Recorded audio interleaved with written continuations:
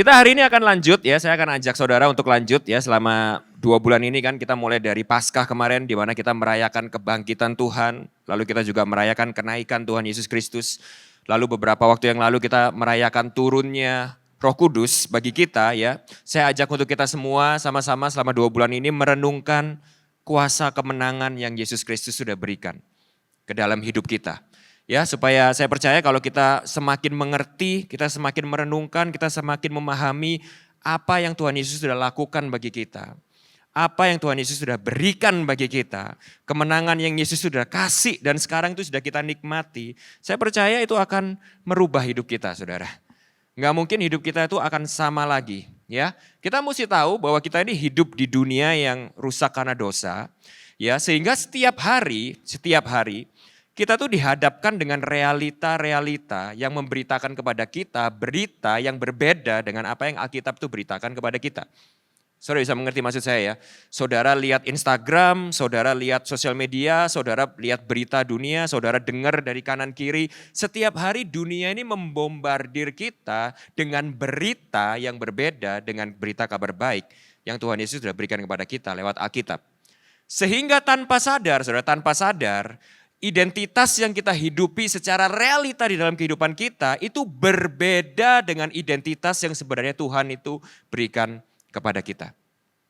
Saudara bisa mengikuti? Sampai sini bisa mengikutin ya. Nah, teman saya ya seorang pengajar ya pengkhotbah itu pernah berkata kepada saya seperti gini, bahwa tujuan kita merenungkan firman, tujuan pengajaran, tujuan kita tuh diajar, tujuan kita itu mendengarkan khotbah, itu adalah untuk membuat sesuatu itu yang kognitif menjadi sesuatu yang afektif lewat kehidupan yang reflektif.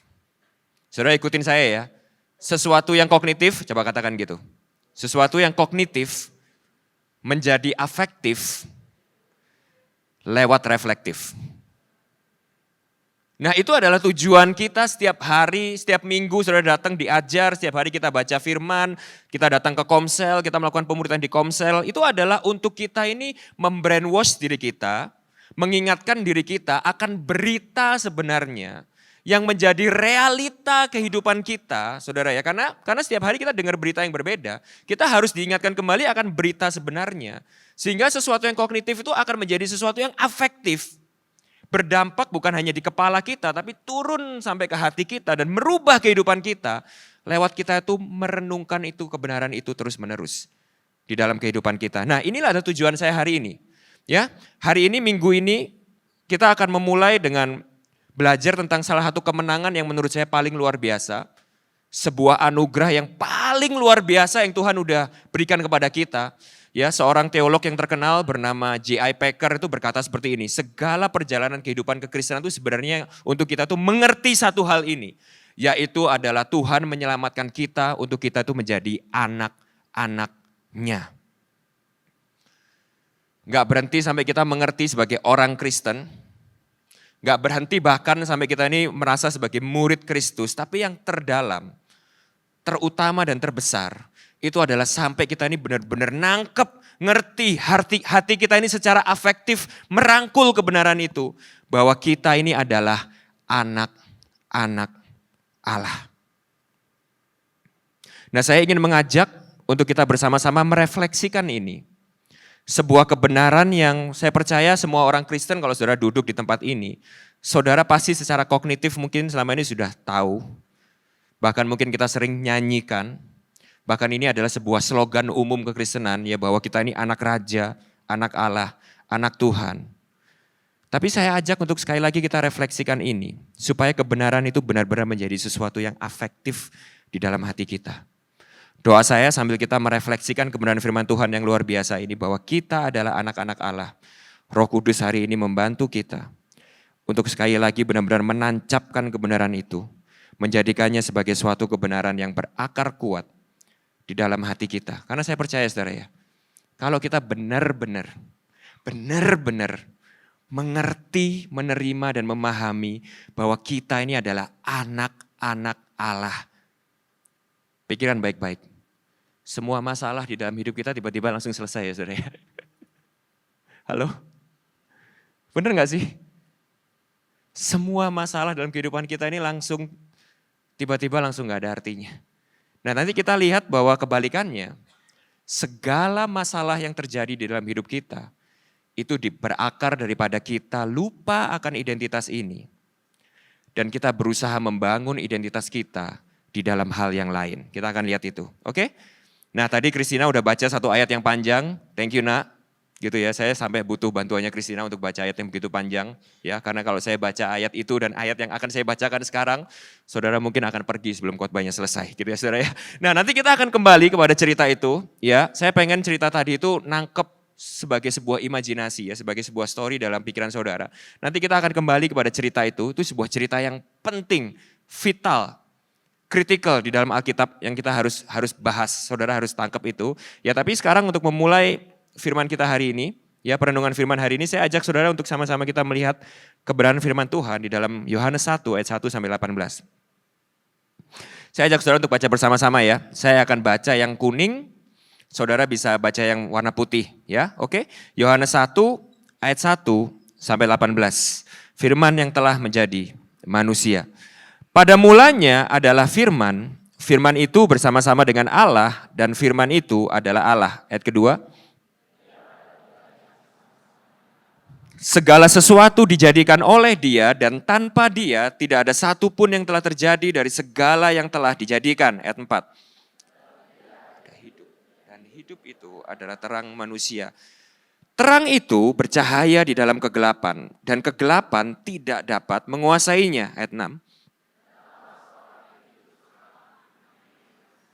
Ayat 7, ia datang sebagai saksi, Yohanes maksudnya, untuk memberi kesaksian tentang terang itu, Yesus kita tahu itu ya, supaya oleh dia, oleh Yesus, semua orang menjadi percaya. Ayat 8.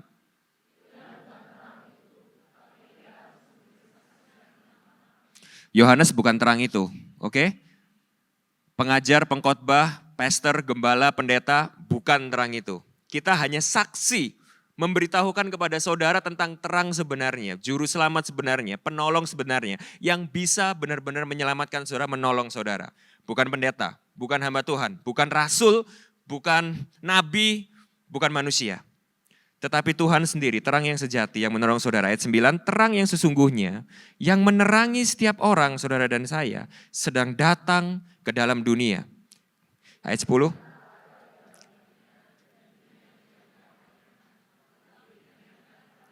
Ayat 11, perhatikan baik-baik. Ia datang kepada milik kepunyaannya, tetapi orang-orang kepunyaannya itu tidak menerima dia. Ayat 12.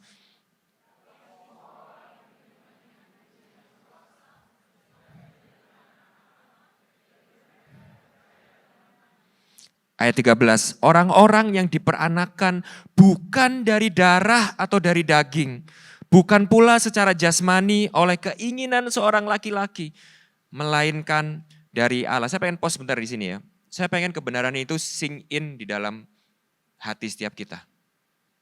Kita bukan sejatinya ya, kita ini bukan hasil dari sperma ketemu sel telur, bukan darah daging, bukan keinginan papa mama kita. Tapi kalau kita ada di dunia ini, dan hari ini Tuhan Yesus sudah menyelamatkan kita, memanggil kita, memilih kita, maka kita ini berasal dari Allah. Itu DNA saudara, itu identitas saudara. Saudara bukan kecelakaan, saudara bukan kebetulan, saudara di sini itu bukan hasil perbuatan manusia. Saudara di sini adalah hasil ide, rencana, rancangan Allah yang sempurna. Ayat 14. Dan diam di antara kita, dan kita telah melihat kemuliaannya, yaitu kemuliaan yang diberikan kepadanya sebagai anak tunggal Bapa, penuh kasih karunia dan kebenaran. Yohanes memberikan kesaksian tentang dia dan berseru katanya, inilah dia Yesus yang kumaksudkan ketika aku berkata, kemudian daripadaku akan datang dia yang telah mendahului aku, sebab dia telah ada sebelum aku. Ayat 16.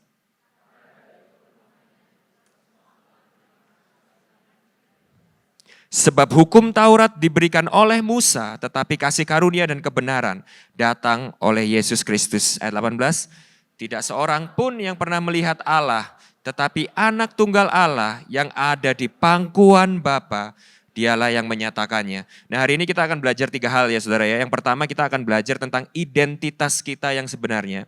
Kita akan lihat itu dari ayat yang 12 sampai 13.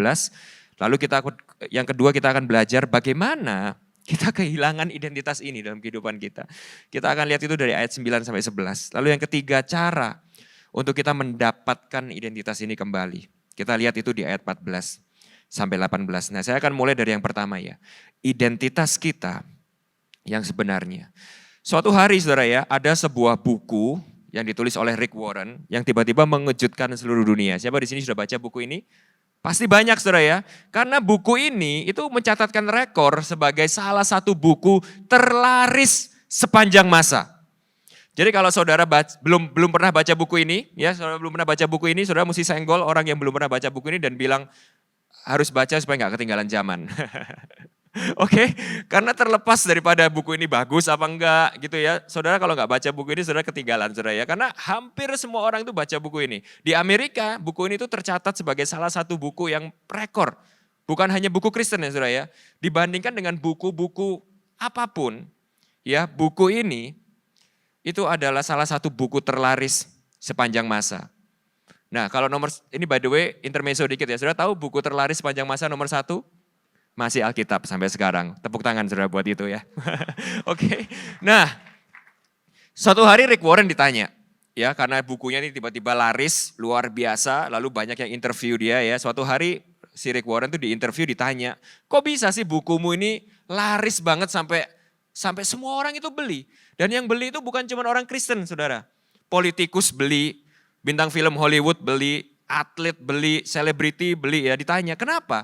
Lalu Rick Warren itu bilang sama interviewnya itu seperti ini. Kamu lihat itu pertanyaan yang paling pertama itu yang ada di depan buku ini.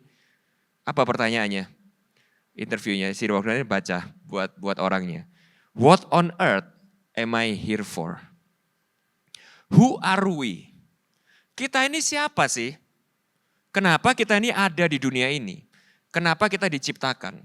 Rick Warren berkata seperti ini, pertanyaan itu saja, itu sudah menjadi pertanyaan yang paling dicari semua orang. Sehingga saudara tahu ya intinya ya, maksudnya kenapa buku ini laris? Karena semua orang itu berusaha dalam hidup mereka.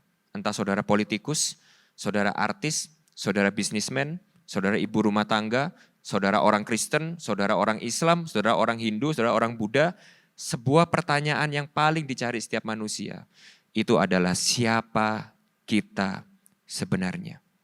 Kenapa kita ada di sini? Kenapa kita diciptakan? Nah, kekristenan, saudara saya kasih tahu ya, kekristenan itu memberikan sebuah jawaban yang sangat berbeda, sangat unik, sangat radikal terhadap pertanyaan tersebut. Kenapa? Saya kasih tahu saudara ya. Kalau saudara percaya iman Kristen, saudara percaya bahwa Yesus Kristus adalah Tuhan yang menyelamatkan dan menebus saudara. Saudara percaya sola scriptura, bahwa Alkitab adalah kebenaran yang absolut, yang memberitahukan kepada kita sebuah realita yang paling utama di dalam dunia ini. Maka saudara tahu Alkitab itu mempunyai sebuah jawaban yang sangat radikal akan identitasmu dan identitasku. Alkitab berkata bahwa identitas kita adalah ini. Bahwa kita adalah anak-anak Allah, yaitu mereka yang percaya dalam namanya, saudara dan saya. Kalau kita percaya kepada Yesus, kita percaya bahwa Yesus adalah Tuhan dan Juru Selamat, kita menerima Dia, maka identitas kita adalah anak-anak Allah. Orang-orang yang diperanakkan bukan dari darah atau dari daging. Bukan pula secara jasmani oleh keinginan seorang laki-laki, melainkan dari Allah. Ini adalah identitas utama kita. Dan sekali lagi saya tekankan di sini ya. Identitas utama kita, tadi Pastor Henry udah bilang, bukan jemaat Rock Riverside. Bukan Antoni Pribudi, anak dari Dani Pribudi dan Hendrawati Budiarso, bukan. Bukan seorang bisnismen, bukan seorang pastor, bukan seorang preacher, bukan seorang entrepreneur, bukan seorang anak, bukan seorang suami daripada Jillian Pribudi, seorang ayah dari Jasmine, Jordi, and Joel, bukan saudara ya. Identitas saya yang utama, yang pertama dan utama. Identitas saya adalah anak Allah yang bukan diperanakkan dari darah dan daging. melainkan berasal dari darah, dari Allah. Let that sink in for a while. Biarin itu tuh, kebenaran itu pelan-pelan coba mendarat di dalam pikiran saudara. Mendarat di hati saudara. Karena kalau ini benar, if this is true, maka ini akan punya sebuah implikasi yang sangat besar dalam kehidupan kita. Tadi saya bilang, tiba-tiba masalah kita semua selesai, saudara. Kalau kebenaran ini, itu benar-benar suatu kebenaran yang kita percaya sebagai sebuah kebenaran yang benar. Nah, saudara mesti tahu seperti ini, saudara. Bayangkan seorang anak kecil. Saya punya 3 orang anak. Ya, nah 2 dari anak saya, Jordi dan Jasmine, ya itu si Jordi ada di sini sama mami saya dan istri saya, ya. Dan cicinya Jasmine itu kalau yang jual kan masih kecil ya saudara ya. Jasmine dan Jordi ini kan udah mulai di tahap yang udah cukup gede, udah ngerti, ya. Mereka tuh setiap hari sering banget berantem, bersaing, berlomba-lomba. Tahu saudara buat apa? For my approval. Mereka tuh sering banget kompetisi kayak daddy, look. Wah kalau udah Jasmine kan udah cicinya udah gede, udah umur 7 tahun ya. Gambar something, daddy, look. Adeknya tiba-tiba ikut-ikutan saudara ya. Meskipun dia gak bisa gambar, dia pokoknya ambil apa aja yang ada, bolpen atau krayon atau apa, dicoret-coret. Terus saya bilang sama dia gak apa-apa, Picasso juga gambarnya seperti ini gitu ya. Abstrak gitu ya, wah ditunjukin kepada saya, daddy, look. Wah nanti cicinya ngapain gitu, cicinya sekarang lagi suka nonton TikTok, YouTube gitu ya, pinter dancing gitu ya. Nunjukin dancing, flower, Jisoo gitu ya. Wah daddy, gimana gitu, saya gak bisa gitu ya. Tiba-tiba si Jordi juga meskipun gak ngerti jogetnya gimana, dia ikut-ikutan. Daddy, look. Mereka selalu berlomba-lomba untuk menunjukkan kepada saya, untuk mendapatkan pujian dan penerimaan dari saya. Itu adalah seorang anak. Saudara tahu, mungkin ini sesuatu yang lucu bagi kita ya. Sesuatu yang lucu bagi kita. Tapi saudara tahu gak? Kita sampai kita jadi orang dewasa pun, kita sampai sekarang kita ada sekarang, itu juga yang selalu kita lakukan. Mungkin kita nggak bilang sama papi kita lagi, daddy, look. Tapi setiap hari, lewat kehidupan kita, lewat pekerjaan kita, lewat prestasi kita, lewat segala sesuatu yang kita upayakan, lewat segala sesuatu yang kita kejar, sebenarnya kita tuh sedang berusaha. Look, lihat yang aku lakukan. Lihat yang aku bisa capai. Lihat yang aku bisa kerjakan. Lihat yang aku bisa bikin. Tanpa kita sadar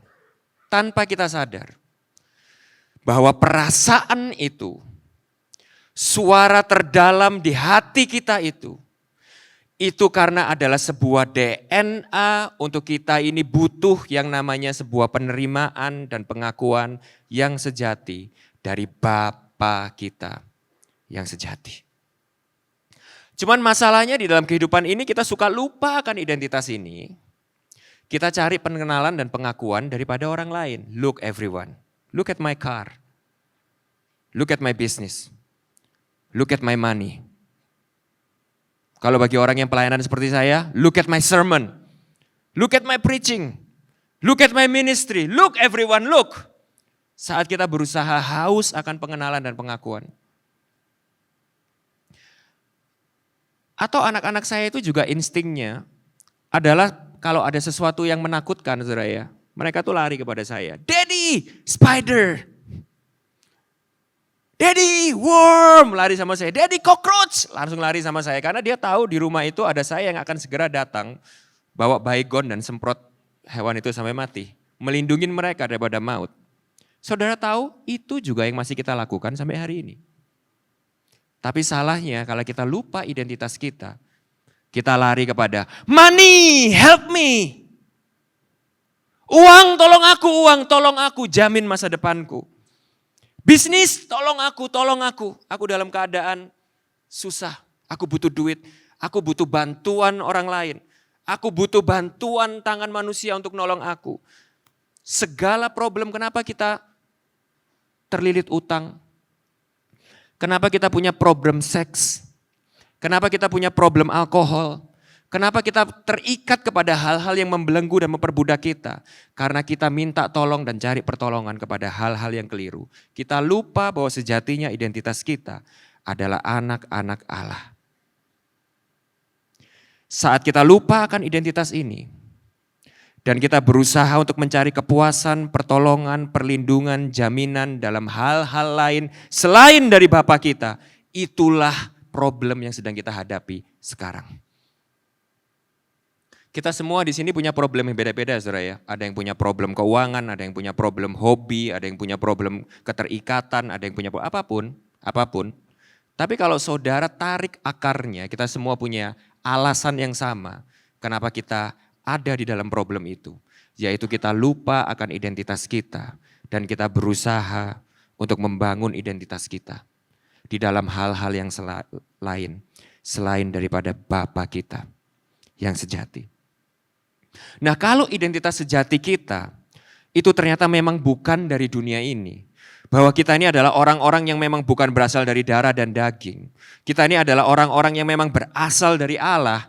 No wonder, gak heran kita tidak akan pernah bisa merasa puas dan menemukan kebahagiaan sejati lewat apapun di dunia ini. Gak bisa, saudara. Karena DNA kita itu memang bukan berasal dari dunia ini, melainkan dari Allah. Therefore, oleh sebab itu, apa yang sebenarnya kita ini benar-benar kehilangan di dalam hidup ini, itu bukan cuma sekedar purpose, bukan cuma sekedar passion, bukan cuma sekedar karir, bukan cuma sekedar achievement, bukan cuma sekedar calling bahkan atau panggilan, tapi lebih daripada itu, yang paling kita ini butuhkan dan kehilangan sebenarnya dalam kehidupan ini, itu adalah sebuah relationship dengan Bapa kita yang sejati. Saya kalau pergi ke Jakarta gitu misalnya ya, ini penderitaan yang sama yang saya alami sama Ko Budi di sini ya. Itu nggak usah sampai 2-3 hari saudara ya. Baru 2 jam aja di airport. Itu Jordi anak saya yang umur 2,5 tahun itu bisa langsung video call nangis-nangis cari, "Daddy where are you? Daddy go home, Daddy go home." Itu paling berat saudara, paling berat.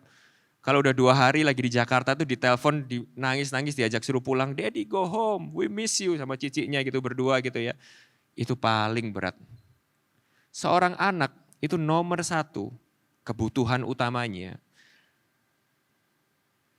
Yang jadi hasrat utamanya di dalam hatinya. Itu adalah hubungan dengan bapaknya.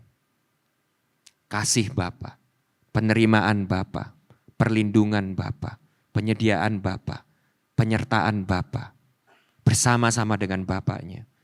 Tapi saya kasih tahu, bukan hanya bicara tentang Bapak biologis di dunia ini. Tapi yang lebih besar daripada itu, kita semua di tempat ini. Kekosongan hati kita yang paling dalam, itu adalah hubungan kita dengan Bapak surgawi kita. Kenapa saya bilang kekosongan? Karena udah sering kita bahas ya. Ini adalah doktrin yang kita harus pegang sama-sama, kita harus mengerti. Karena rusaknya dunia akan dosa. Kita semua kena imbasnya.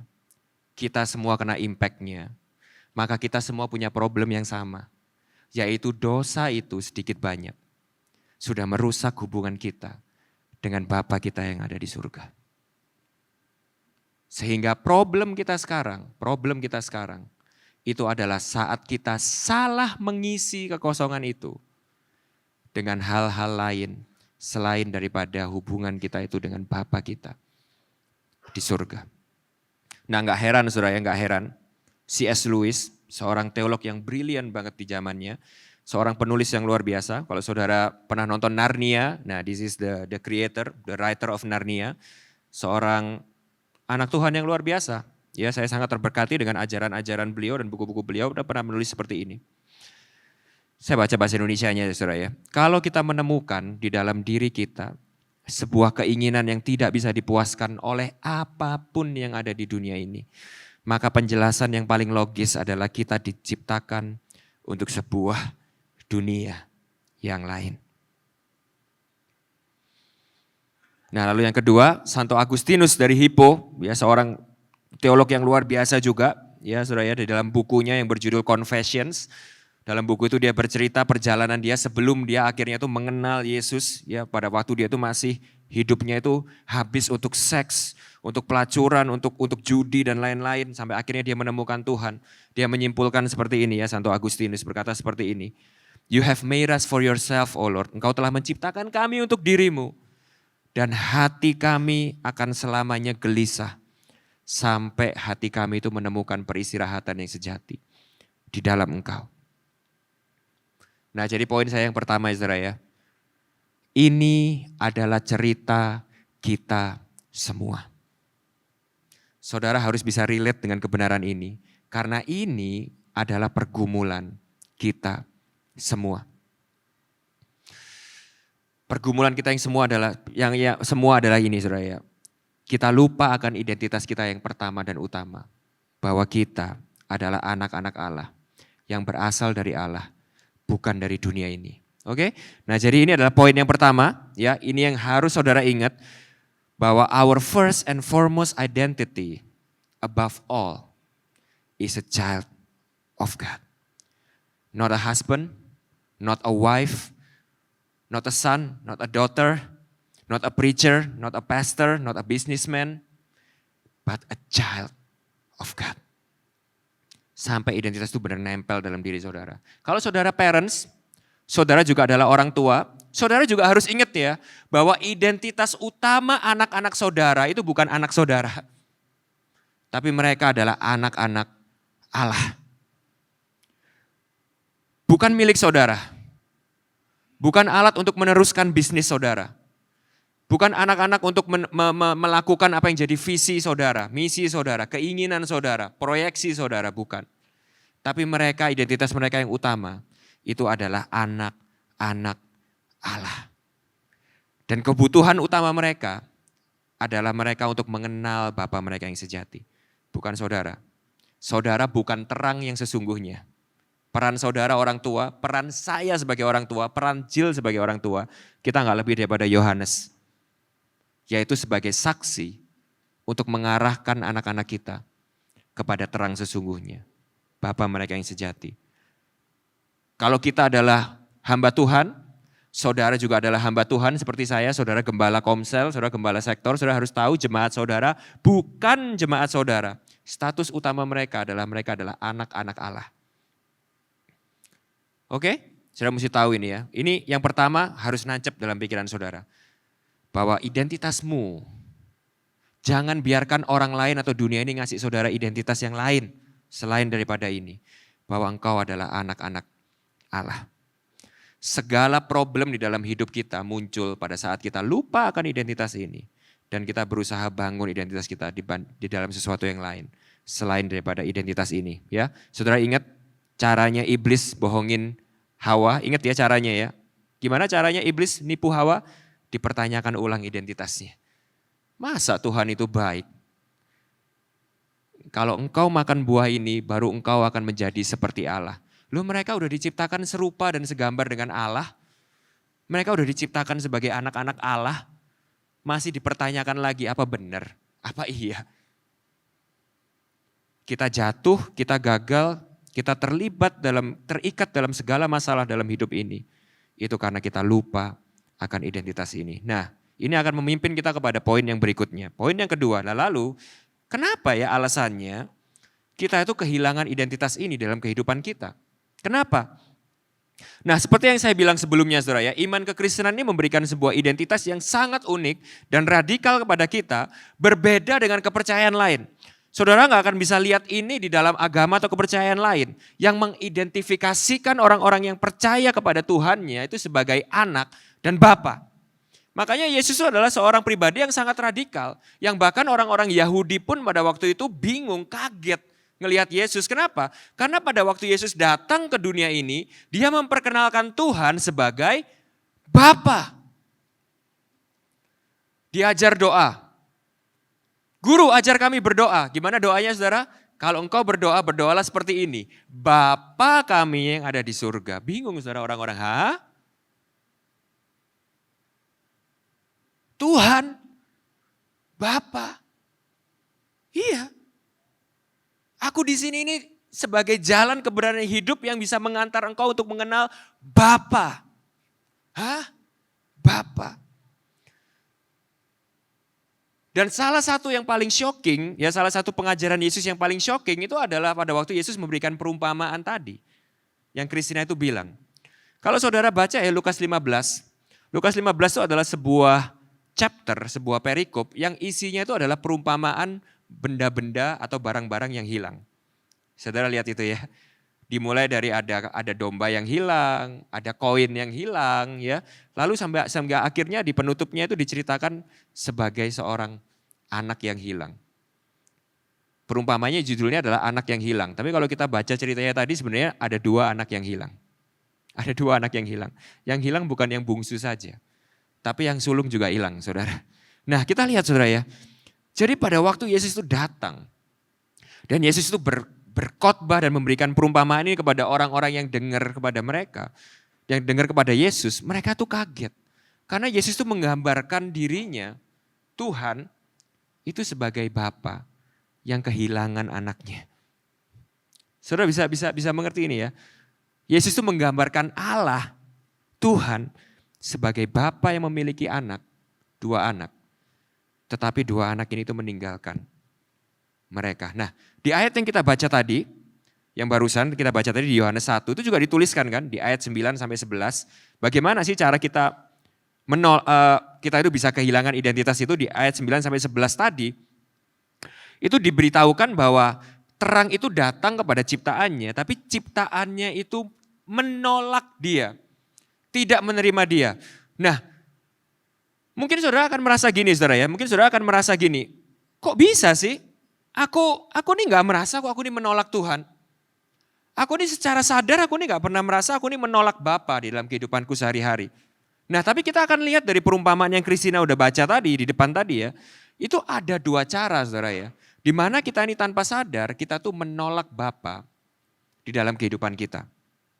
Ada dua cara dimana kita ini kehilangan identitas kita sebagai anak-anak Allah di dalam kehidupan ini.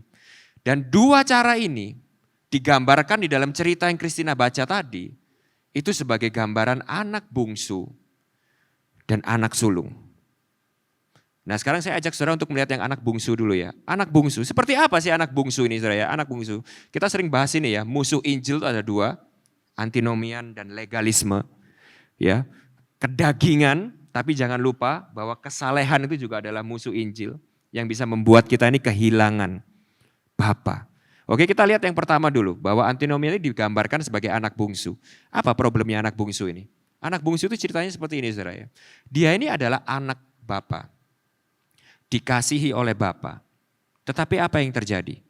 Dia mau kebaikan Bapa, dia mau menikmati berkat-berkat Bapa, dia mau menikmati kekayaan Bapa, tapi dia nggak mau Bapaknya.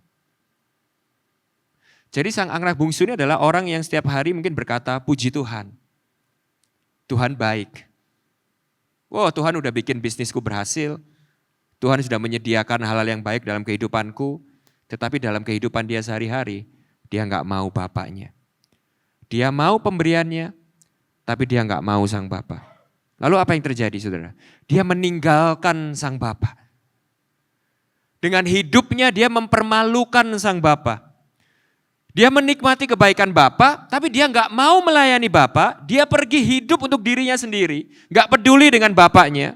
Pada waktu dia minta, aku mau warisanku sekarang, itu artinya kamu mau hidup, kamu mau mati, nggak ada bedanya di dalam hidupku. You and me has nothing to do. Aku cuma mau menikmati apa yang jadi punyaku. Itu adalah gambaran anak bungsu. Menolak Bapa, pergi meninggalkan Bapa, tidak mengakui dan menghargai keberadaan Bapa. Berusaha untuk mencari kebahagiaan dan kepuasan lain di luar Bapa. Anak bungsu. Saudara tahu bahwa Tuhan itu baik. Semua yang kau nikmati dalam kehidupanmu ini adalah pemberian Tuhan, tahu itu. Tapi setiap hari engkau gak peduli dengan Tuhan. Engkau gak hidup baginya. Engkau gak hidup dengannya. Engkau gak hidup untuknya. Engkau meninggalkan dia. Engkau bahkan mempermalukan dia. Engkau tidak mengasihi dia. Itu adalah anak bungsu. Tapi jangan lupa saudara, ada problem yang kedua. Yaitu yang sang anak sulung. Anak sulung ini legalisme digambarkan dengan anak sulung. Apa yang terjadi? Di dalam rumah Bapa, melayani Bapa, saleh, taat, memulai sesuatu itu mungkin dengan baik. Dia ngelihat adiknya yang bungsu, oh aku gak akan seperti dia. Aku mau saleh, aku mau melayani Bapakku. Tapi pelan-pelan sesuatu yang baik itu berubah menjadi sesuatu yang self-centered. Sesuatu yang egois. Tadinya melayani Bapa karena dia mengasihi Bapa. Tiba-tiba mulai bergeser. Melayani Bapa untuk memanfaatkan Bapa. Untuk mendapatkan sesuatu dari Bapa. Lalu apa yang terjadi saudara ya? Begitu kita melayani Tuhan, begitu kita mengasihi Tuhan, begitu kita melakukan segala sesuatu untuk Tuhan, begitu kita taat dan begitu kita saleh, tapi kita enggak dapat apa yang kita mau. Sang anak sulung ini mulai marah, sang anak sulung ini mulai bersungut-sungut, sang anak sulung ini mulai melayani dengan tidak sukacita lagi. Sang anak sulung ini mulai melayani dengan hati yang penuh dengan amarah dan cemburu. Sama juga sebenarnya, berusaha mencari kepuasan lain, tapi bukan di luar Bapa, di dalam Bapa, menggunakan Bapa untuk mendapatkan apa yang dia mau. At the end of the day sama seperti anak bungsu. Anak sulung pun juga tidak mengasihi Bapa dan saudaranya. Dan saya kasih tahu saudara, anak bungsu dan anak sulung ini itu bisa merupakan saudara dan saya. Kita tinggal pilih salah satu, kita mau anak bungsu atau kita ini yang anak sulung ini. Saudara dan saya, kalau saudara anak bungsu mungkin, wah itu saya itu, pastornya nyindir saya itu. Karena saya kurang serius melayani Tuhan. Wah karena saya gak sungguh-sungguh melayani Tuhan. Tapi saya kasih tahu ya teman-teman sepekerja, sepelayanan yang seperti saya. Jangan lupa dan jangan lengah. Kita yang begitu saleh dalam melayani Tuhan, kita juga bisa menjadi anak sulung. Dan anak bungsu dan anak sulung, kedua-duanya sama. Dua-duanya sama-sama terhilang. Yang satu hilang keluar, yang satu hilang di dalam rumah. Dua-duanya anak Allah, tapi dua-duanya sudah mulai kehilangan identitasnya sebagai anak-anak Allah. Yang satu hilang identitasnya karena pergi meninggalkan Bapa. Lalu terjadi apa saudara ya, mulai memberbelenggukan dirinya itu ke dalam dosa-dosa yang akhirnya menjadi budak dosa. Akhirnya dibelenggu dengan rasa bersalah, rasa berdosa, rasa enggak berharga. Ya, sampai akhirnya mengalami apa yang anak bungsu itu alami. Engkau merasa seperti engkau tuh udah apa saudara, end up itu berakhir di kandang babi. Sampai mau makan kotoran babi aja enggak dikasih, saudara bisa bayangin. Mungkin ada di antara saudara yang seperti itu hari ini. Saudara pergi meninggalkan Tuhan, menjauhi daripada Tuhan, lalu saudara berada di sebuah hidup yang begitu hancur, berantakan, memalukan. Lalu saudara merasa, aku gak bisa pulang. Andaikan aku pulang pun, aku cuma bisa jadi kacung Bapakku. Aku cuma bisa jadi hamba Bapakku. Maka saudara adalah anak bungsu. Tapi kalau saudara ada juga di dalam tempat ini melayani, begitu saleh, begitu taat, tapi saudara itu mulai melayani dengan hati yang keliru, dengan hati yang menggerutu, dengan hati yang penuh dengan motivasi-motivasi lain, hati yang penuh dengan kecemburuan dan amarah dan iri hati, saudara mulai kehilangan sukacita dalam pelayanan saudara, maka sebenarnya saudara juga terhilang di dalam rumah. Saudara adalah anak-anak sulung.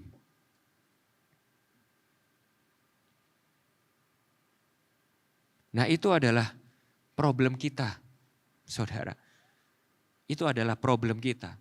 Kedua hal yang bisa membuat kita ini kehilangan identitas kita. Anak bungsu identitasnya hilang karena udah begitu rusak dengan kebobrokan, keterpurukan, kehancuran hidup kita karena dosa. Anak sulung identitasnya hilang karena kita mulainya melayani sebagai anak, tapi kita end up mulai punya mindset dan hati sebagai seorang hamba. Bapak kita berseru sama kita, bukankah kamu adalah anakku? Segala sesuatu yang aku punya juga punyamu. Tapi kita nggak bisa merasakan itu. Nah lalu apa yang terjadi saudara? Apa yang terjadi? Bagaimana caranya? Saya tutup dengan poin yang ketiga ini. Bagaimana caranya kita bisa mendapatkan identitas itu kembali? Jadi kalau hari ini kita udah tahu, tahu identitas kita itu adalah anak-anak Allah. Aku sadar. Aku udah kehilangan identitas itu. Entah saudara sebagai anak bungsu, iya aku udah lari jauh daripada Tuhan. Hidupku udah hancur. Atau saudara sebagai anak sulung, iya ya. Aku melayani Tuhan begitu saleh. Tapi kalau boleh jujur selama ini, aku melayani bukan dengan mental sebagai anak. Tapi aku melayani dengan mental sebagai hamba. Aku masih melayani untuk dapat ini, dapat ini, dapat ini, dapat ini. Aku melayani sebagai hamba. Sekarang bagaimana caranya? Caranya untuk kita itu bisa mendapatkan identitas kita itu kembali. Nah, di ayat yang kita baca tadi, saudara ya, di ayat yang kita baca tadi, jawabannya itu terletak di ayat nomor 14. Ayat 14 sampai 18. Ayat 14 ya, setelah ayat 9 sampai 11 sampai 13 itu berkata bahwa terang itu telah datang ke dunia, namun kita tidak menerimanya, kita menolaknya. Di ayat ke-14, Yohanes menulis seperti ini, firman itu telah menjadi manusia dan diam di antara kita. Dan kita telah melihat kemuliaannya, yaitu kemuliaan yang diberikan kepadanya sebagai anak tunggal Bapa, penuh kasih karunia dan kebenaran. Yohanes memberi kesaksian tentang dia dan berseru katanya, inilah yang kumaksudkan ketika aku berkata, kemudian daripadaku akan datang yang telah mendahului aku, sebab dia telah ada sebelum aku. Nah kita sekarang hari ini sudah melihat dia datang sebagai manusia. Karena dari kepenuhannya kita semua telah menerima kasih karunia demi kasih karunia. Sebab hukum Taurat diberikan oleh Musa, tetapi kasih karunia dan kebenaran datang oleh Yesus Kristus. Tidak seorang pun yang pernah melihat Allah, tetapi anak tunggal Allah yang ada di pangkuan Bapa, dialah yang menyatakannya. Now, saya ajak untuk saudara-saudara berimajinasi sedikit di sini ya. Saya ajak saudara untuk kita membayangkan ini. Saya pengen saudara pada waktu melihat ayat ini, itu menggambarkan, mengimajinasikan cerita anak sulung dan anak bungsu tadi. Oke? Imajinasi ya, anak bungsu terhilang, anak sulung terhilang. Lalu saudara baca di sini, Yohanes menceritakan bahwa untuk mereka kepunyaannya yang menolak dia ini, untuk anak-anaknya yang durhaka yang menolak dia ini, solusinya apa? Firman itu sendiri datang menjadi manusia. Supaya kita bisa melihat kemuliaannya. Supaya kita bisa mengenal Bapa. Supaya kita bisa tersadar dari keterhilangan kita. Nah kalau kita baca di cerita yang tadi ya, saya pengen saudara itu berimajinasi seperti ini. Mari kita coba gambarkan ayat yang baru kita baca ini ke dalam perumpamaan yang Yesus berikan tadi. Memang gak tertulis di Alkitab, dan tidak secara eksplisit Yesus katakan di perumpamaan tadi. Tetapi seakan-akan Tuhan ini ingin kita ini ingat. Bahwa kita ini punya seorang saudara sulung yang sejati. Saya kasih tahu saudara. Bahwa Bapa itu punya seorang anak yang lain. Selain daripada kita yang terhilang ini. Dan anak tunggal Bapa ini, anaknya yang sejati justru, yang berbeda daripada kita, anak-anak angkatnya, tapi dia adalah anak tunggal Bapa yang sejati ini, dia adalah saudara sulung kita yang sejati. Jadi kalau saudara baca di perumpamaan kedua anak yang hilang tadi itu, saya mau saudara itu mengimajinasikan ada saudara ketiga. Tapi ini adalah saudara sulung yang sejati. Saudara sulung yang sejati yang menjadi gambaran yang lebih sempurna daripada kedua anak Bapa ini. Saudara sulung sejati ini sama seperti saudara yang bungsu. Dia juga pergi meninggalkan rumah Bapa, sama. Tetapi bukan untuk menghabiskan harta bapaknya. Tetapi bukan untuk mempermalukan bapaknya. Tetapi bukan untuk mencari kepuasan sendiri di luar bapaknya, bukan. Saudara sulung yang sejati ini juga meninggalkan rumah Bapa untuk menjemput saudara-saudara yang tersesat dan yang terhilang, yaitu saudara dan saya. Saudara sulung yang sejati ini juga sama seperti saudara sulung itu. Dia taat melayani bapaknya, Namun dia bukan taat kepada bapaknya untuk mendapatkan sesuatu dari bapaknya untuk kepentingannya sendiri. Melainkan dia taat kepada bapaknya untuk mati, bahkan mati di kayu salib. Supaya dia bisa menyelamatkan anak-anak bapaknya yang lain. Yang telah mengkhianati bapaknya dan terhilang dari rumah bapaknya. Dan anak sulung yang sejati ini, Paulus menggambarkannya dengan sempurna. Di Filipi 2 ayat 6-8. Yaitu dia yang walaupun dalam rupa Allah, tidak menganggap kesetaraan dengan Allah itu sebagai milik yang harus dipertahankan. Melainkan telah mengosongkan dirinya sendiri dan mengambil rupa seorang hamba dan menjadi sama dengan manusia. Dia dalam keadaan sebagai manusia, ia telah merendahkan dirinya dan taat sampai mati, bahkan sampai mati di kayu salib. Ini yang saudara sulung sejati kita telah lakukan bagi kita, anak-anak bungsu dan anak-anak sulung yang telah terhilang dari rumah Bapa kita. Sehingga saudara ya, cara kita untuk kita bisa mendapatkan kembali identitas yang sudah kita lupakan dan tinggalkan itu. Yang seringkali dalam kehidupan ini kita lupakan. Itu tidak lain tidak bukan. Hanya saat kita terus menerus mengerti, memahami, merenungkan kebenaran Injil dan apa yang saudara sulung sejati kita sudah lakukan bagi kita. Hanya lewat Injil, pribadi Kristus dan karya pengorbanannya, kita benar-benar bisa mengenal Bapa bukan hanya secara kognitif, perhatikan baik-baik, tetapi juga secara afektif, sehingga kita bisa punya confidence yang kuat akan identitas kita yang sebenarnya, bahwa kita adalah anak-anak Allah yang dikasihi dan berharga. Tapi di sisi lain kita juga tidak membanggakan status identitas itu dengan postur yang sombong dan arogan. Karena kita tahu bahwa kita memperoleh identitas itu bukan karena kehebatan kita. Melainkan kita ini adalah anak-anak terhilang yang sudah dijemput pulang kembali oleh saudara sulung sejati kita yang berkorban bagi kita. Kalau hari ini saudara menyadari bahwa saudara adalah anak bungsu. Saudara menyadari bahwa saudara adalah anak yang lari dari bapak saudara.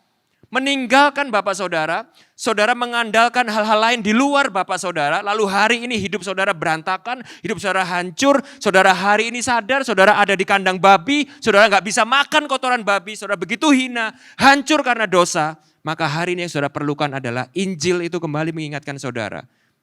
Lihat salib Kristus, begitu besarnya pengorbanan Kristus bagi saudara, come back, lari. Bapakmu sedang menunggu engkau di depan rumah untuk menerima engkau dengan tangan terbuka.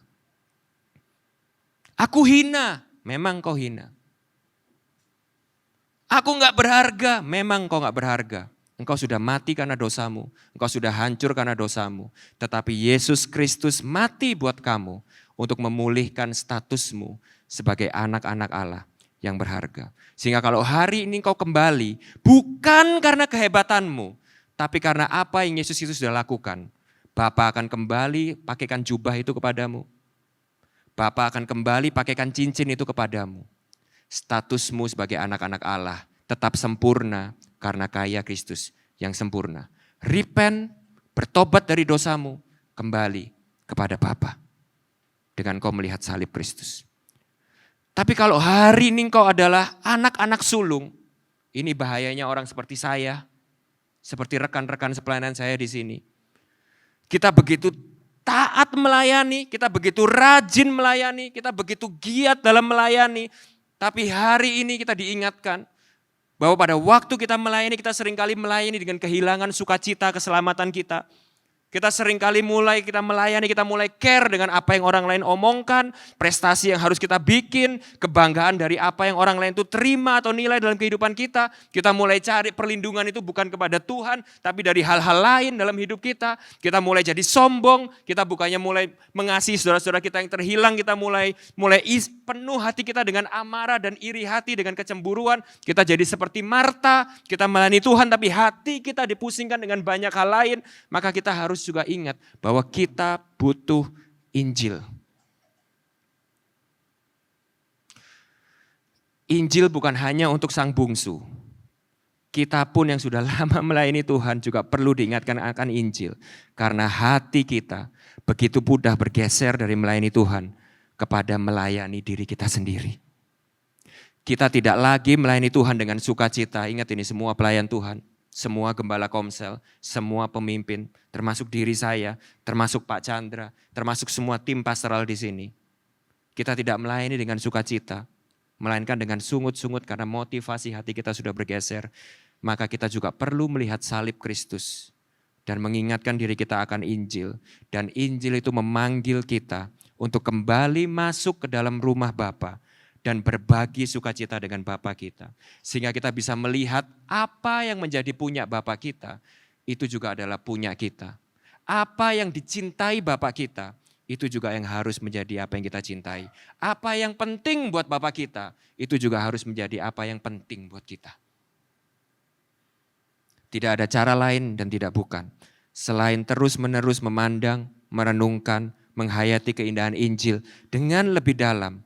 Untuk identitas kita sebagai anak-anak Allah itu bisa semakin jelas, kuat di dalam hati kita. Nah, saya tutup dengan ini, saya undang pemain musik semuanya bisa kembali. Saya tutup dengan sebuah ayat yang Paulus katakan di Efesus 3. Sebenarnya bukan sebuah ayat ini ya. Ini adalah sebuah doa. Ya, sebuah doa. Yang saya pengen untuk kita sama-sama mengucapkan doa ini. Ya, saya akan bacakan doa ini. Saya pengen kita ambil waktu sebentar untuk kita sama-sama mengucapkan doa ini di hati kita masing-masing. Sebelum kita mulai saudara ya, saya pengen kita sama-sama merenungkan dulu. Di posisi mana hati kita sekarang ini berada? Apakah engkau anak bungsu? Ataukah engkau anak sulung? Di manakah kita berada? Bagaimana kita ini melupakan identitas kita yang sejati sebagai anak-anak Allah. Lalu kita sama-sama ucapkan doa ini. Sebuah doa yang Paulus ucapkan kepada jemaat di Efesus. Efesus 3 ayat 14-19. Inilah sebabnya aku Paulus sujud kepada Bapa, yang daripadanya semua turunan yang di dalam surga dan di atas bumi menerima namanya. Aku berdoa supaya Ia menurut kekayaan kemuliaannya menguatkan dan meneguhkan kamu oleh rohnya di dalam batinmu. Sehingga oleh imanmu Kristus diam di dalam hatimu dan kamu berakar serta berdasar di dalam kasih. Ayat 18. Aku berdoa supaya kamu bersama-sama dengan semua orang kudus dapat memahami betapa lebarnya dan panjangnya dan tingginya dan dalamnya kasih Kristus. Dan dapat mengenal kasih itu sekalipun ia melampaui segala pengetahuan. Aku berdoa supaya kamu dipenuhi di dalam seluruh kepenuhan Allah.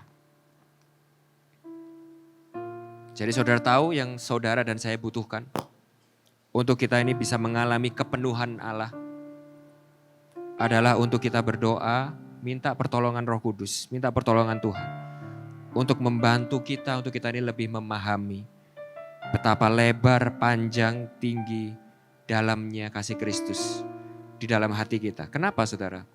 Karena semua problem di dalam hidup kita adalah karena kita lupa akan kasih ini.